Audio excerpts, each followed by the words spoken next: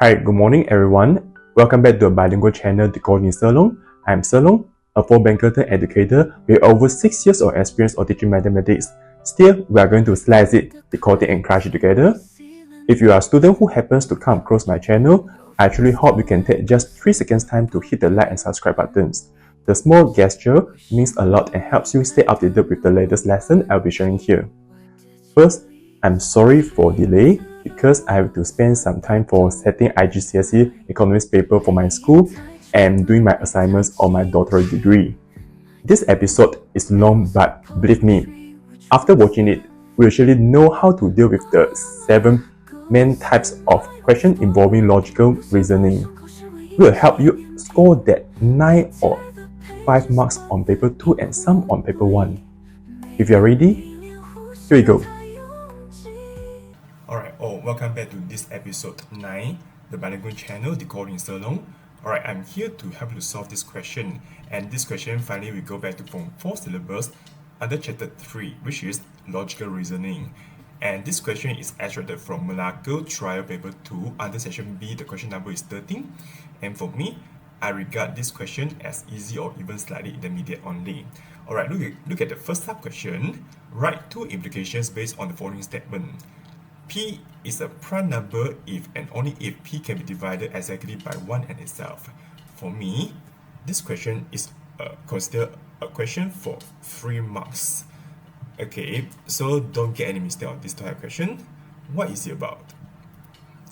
Okay, let's flip back to the textbook, page 64. An implication consists of the following 2 implications. And the first implication is if P then Q. The second implication is if Q then P. Okay, then how do you write these 2 statements? Okay, back to the question. The first implication is, let's say, we are going to ensure the antecedent and precedent. Then we are going to write if P is a prime number, then what about the precedent? That is, P can be divided exactly by 1 and itself. Okay, is it clear? Alright, if you are clear, then you can get the first mark. And what about the second implication? Then we are going to swap between antecedent and precedent right now. Okay, let's say now we are going to use the original precedent again, then antecedent. Then how shall we do? We can just simply write as if P can be divided exactly by 1 and itself, then P is a prime number. So far so good overview. There's no issue, right? Just copy down the antecedent and precedent and swap between each other for the second implication, that's all. Alright, so this is the first type of the question involving logical reasoning. And what about the second type of the question? Alright, look at here. Determine the true value each of following statements. If it is false, give 1 counterexample to support your answer. Alright, the first statement is all prime numbers are odd numbers. It sounds fishy, right? Okay, please recall what you have learned in Form 1 mathematics right now. And this thing is under chapter 2 of Form 1 mathematics, which is factors and multiples. And by the way, let me tell you all what prime number is. A whole number greater than 1 that cannot be exactly divided by any whole number other than itself and 1. So for me, actually I encourage my students to just memorize the prime numbers below 100. Okay, so what about the first 4? The first 4 are 2, 3, 5, 7. Alright, let me continue. 11, 13, 17, 19, and so on. Okay, I hope that you all are able to remember the numbers below 100. Alright, since there are 8 numbers listed already, then we can just get the answer straight away right now. Why? Because 2 is not odd number, but it is even number. Then the true value is false. Then of course we have to write one counterexample based on this question, then you can just write it as 2 is an even number. That's all. And what about the second sub question? 4 and 49 are perfect squares. Alright, so let me tell you all the definition. A square number or perfect square is an integer that is the square of an integer. Simply speaking, we use a number to multiply by itself. The result is considered as perfect square. Okay, why not? Let me start from 2. Okay, all of you can see that 2 times 2 is 4, 3 times 3 is 9, and so on until 7 times 7 is equal to 49. Okay, simply speaking, we can make a conclusion right here. The truth value is true. Yes, you can write yes, that's it. And this is a 3 marks question here. So far, okay, all of you. And try to recap what you learned in Form 1 memories and also other topics that related to polygons, angles, so that you are able to answer this type of question involving true value. Okay, so what about the third type of question involving logical reasoning that I need to tell you all? Alright, the sub-question C.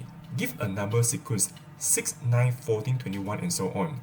And you can see that here there are 4 expressions, am I right? And the first sub-question is about forming a strong inductive conclusion for the above number sequence. Alright, then here is the result. And this part is the expression.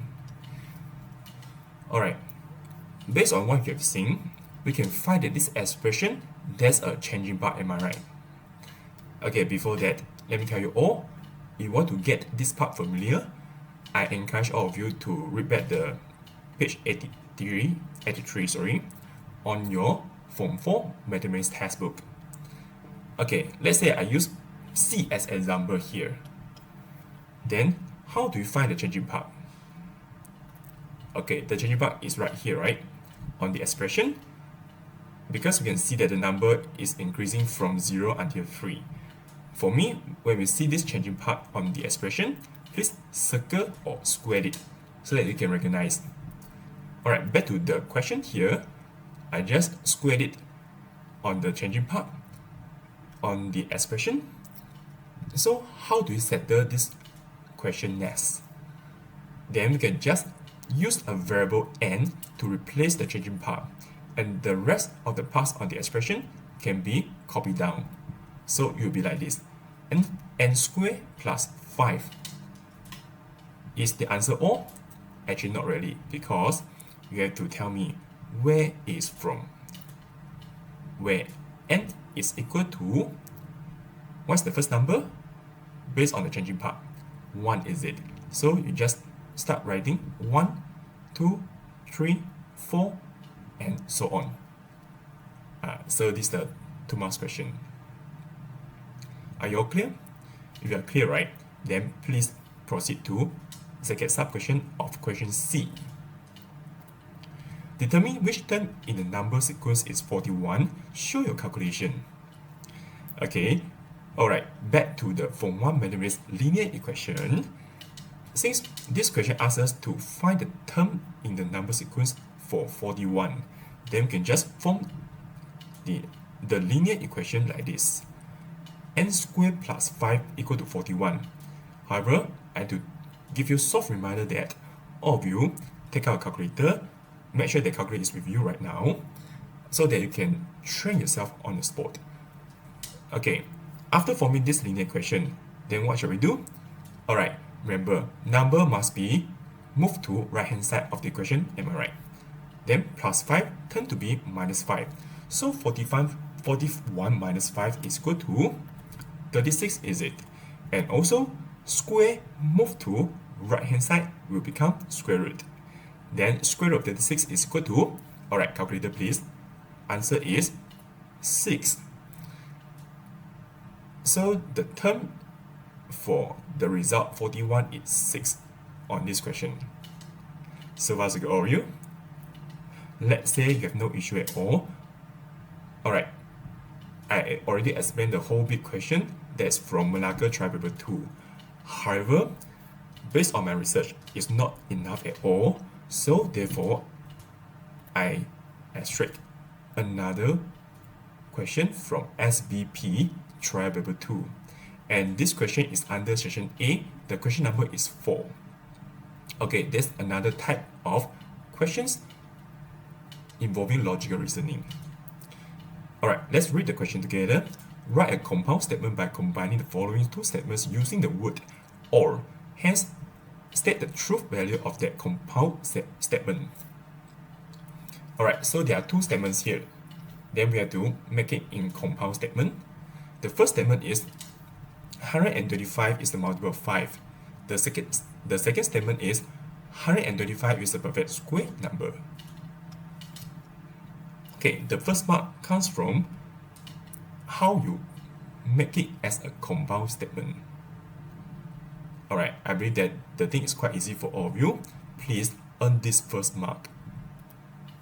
Okay, 125 is a multiple of 5 or a perfect square number.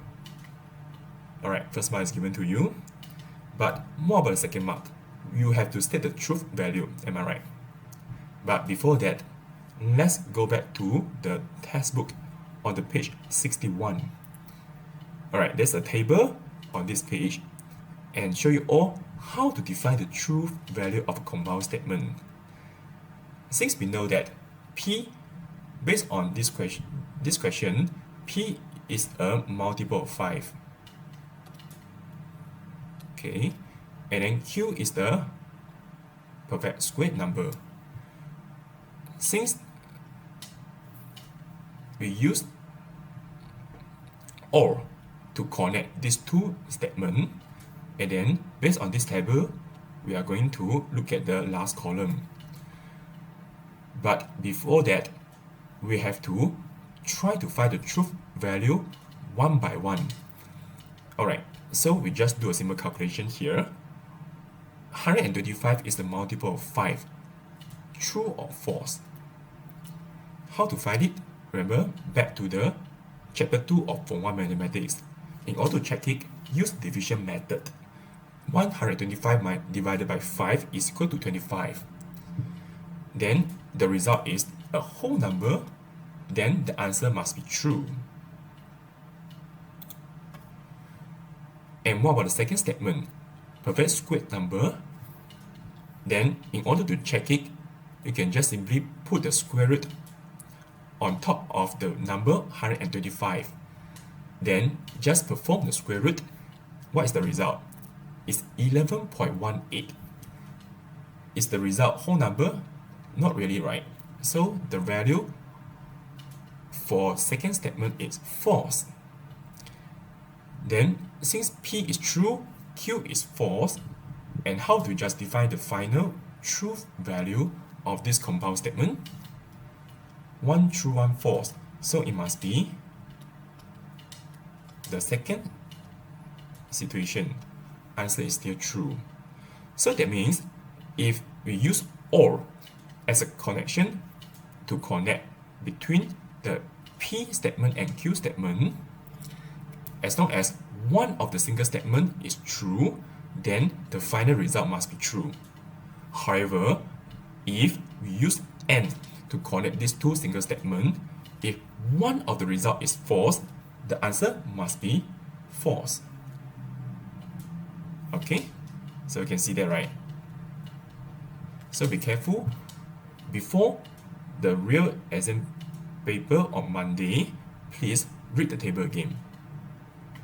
Okay, so let's move on to the next type of question.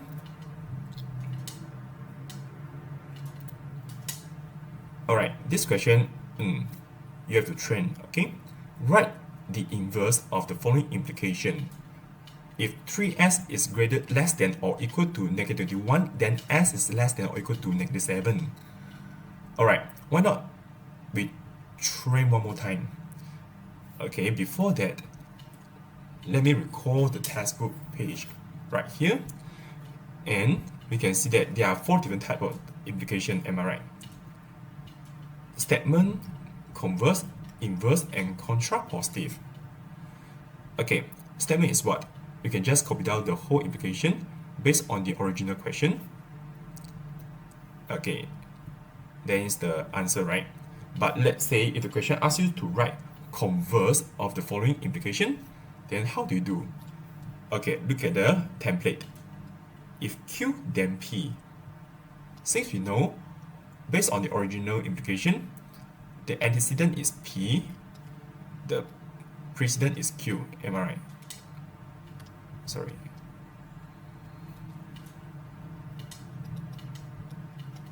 Okay, then how do you do? We just make a swap between the precedent and antecedent. Then the answer is, if S is less than or equal to -7, then 3S is less than or equal to -21. And this is the answer for converse. And what about inverse? Alright, inverse, you can see there, right? This is a reverse value. Okay, reverse value for antecedent and precedent.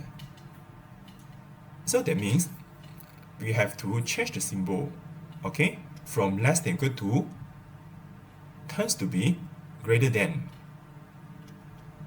Am I right? Okay, and after that just copy down, and this is the answer for this question on the trial paper. If 3S is greater than -21, then S is greater than -7. That's it. Alright, since we have found the final answer for this question, but in order to make sure that all of you are able to manage this type of question based on different situations, let's try how to write the contrapositive of the following implication. So look at the template. If negative Q or reversal value of Q, then reversal value of P. Then since we got inverse already, then we can just make a swap between the antecedent and precedent of the inverse. Then the result is, if S is greater than -7, then 3S is greater than -21. That's it. So far so good, all of you. No issue, right? So let's move on to the last question in this episode. Complete the premise for the following argument. The premise 1, if a regular polygon has 6 sides, then the interior angle of the regular polygon is 120 degrees. And premise 2 is what you are supposed to answer. And conclusion is regular polygon M does not have 6 sides. Then before that, let's flip back to the textbook. Okay, based on the textbook, there are 3 forms to make the validity of a deductive argument. Am I right? So based on this question, since we have seen that the premise 1, the first word is if, then based on the table given by the textbook, it can be either form 2 or form 3. Am I right? So, but which one is the correct form? Now look at the conclusion. You can see that the conclusion, there's a keyword does not. Am I right? And try to compare the statement on the premise 1. Is there any word not? No, right? Because the statement on the premise 1 are positive. Therefore, we can find that this question is under the form. And then P is the antecedent of premise 1. Am I right? And then Q is the precedent of the premise 1. Then the premise 2 is about how to write not Q is true. Since this question says regular polygon M, then we have to use polygon M as an object to define the premise 2. Then how should I write this? Okay. Then we are going to write the interior angle of regular polygon M. Try to specify the object. then it's not 120 degrees. So this is the whole sentence for premise 2. Alright, so these all are the 7 types of the question involving logical reasoning that I need to explain to all of you before the exam day. Good luck all of you. Well, here's the end of the episode 9. Tonight at 7 PM, I'll upload the final episode of the season to explain the unavoidable topic, enlargement and combined transformations.